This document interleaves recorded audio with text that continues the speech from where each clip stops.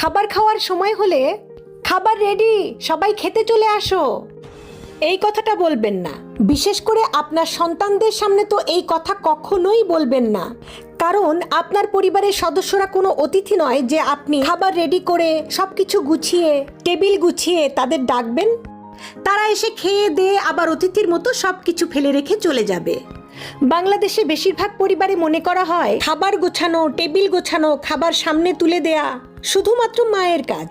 এটি একটি ভুল ধারণা। পরিবার যেমন সবার, তেমনি খাবার রেডি করা বা টেবিল রেডি করা বা মাকে সাহায্য করার দায়িত্ব কিন্তু সবার। পরিবারের বাকিরা বাইরে থেকে আসা কোনো অতিথি নয় যে তাদের সামনে 3 বেলা খাবার এবং পানি তুলে দিতে হবে। বাংলাদেশে এরকম অনেক মানুষ আছেন যারা নিজের পানিটুকু পর্যন্ত নিজে ঢেলে খান না, বরং ঘরের স্ত্রীর উপর নির্ভর করেন যেন তারা পানিটুকু পর্যন্ত ঢেলে খেতে পারেন না। তাই আপনার সন্তান যেন এমন না হয়, তার জন্য ছোটবেলা থেকেই ঘরের